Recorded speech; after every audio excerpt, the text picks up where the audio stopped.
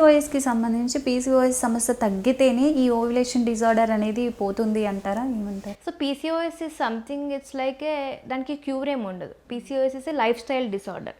ఎవరైతే పీసీఓఎస్తో బాధపడుతున్నారో వాళ్ళకి మనం చెప్పేది ఏంటంటే, మీరు హెల్తీ లైఫ్ స్టైల్ మెయింటైన్ చేయండి, సరైన డైట్ తీసుకోండి, ప్రాపర్ ఎక్సర్సైజ్ చేయండి. దీనివల్ల ఎవరైనా ఓవర్ వెయిట్ పీసీఓఎస్ వాళ్ళు ఉంటే వాళ్ళు 5 to 10% బాడీ వెయిట్ లూజ్ చేయంగానే వాళ్ళ ఓవ్యులేషన్ అనేది సెట్ అయిపోతుంది. పీరియడ్స్ అన్నవి రెగ్యులర్గా వస్తాయి.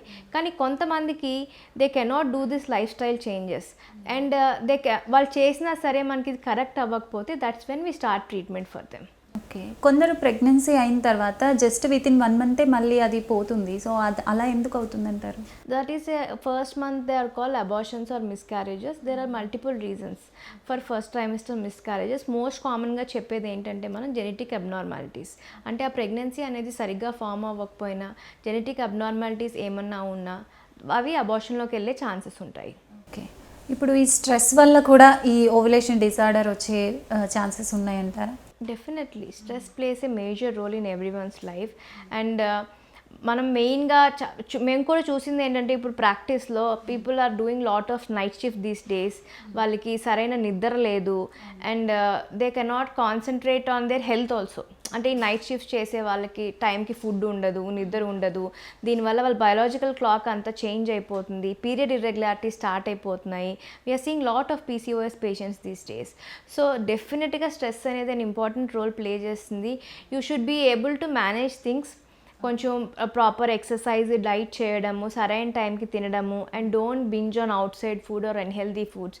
ఇవి చేసి మనం ట్రై చేయొచ్చు. అండ్ స్ట్రెస్ రిలీఫ్ వల్ల కూడా స్పాంటేనియస్గా ప్రెగ్నెన్సీ వచ్చిన వాళ్ళని కూడా చాలామందిని చూసాము. So stress is an important factor. I know everyone is facing stress in today's life, but the way you manage them and take important decisions, priorities అన్నది important.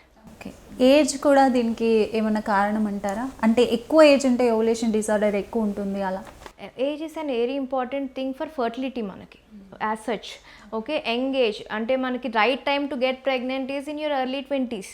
So who is getting pregnant in early 20s now? Now everything has changed. Every woman is working. They are career oriented. At least we tell you to plan your first pregnancy before 30 years of age group. After 30 things will change and after 35 me egg quality అనేది డ్రాస్టిక్గా తగ్గిపోతుంది. దానిలో abortion rate పెరుగుతుంది. High risk pregnancies అంటే diabetes రావచ్చు, hyper tension రావచ్చు, liver disorders, ఇలా ప్రెగ్నెన్సీలో complications వచ్చే అవకాశాలు కూడా చాలా ఎక్కువ ఉంటాయి. So age is definitely an important factor మనం ఫర్టిలిటీ వైజ్ చూసుకుంటే.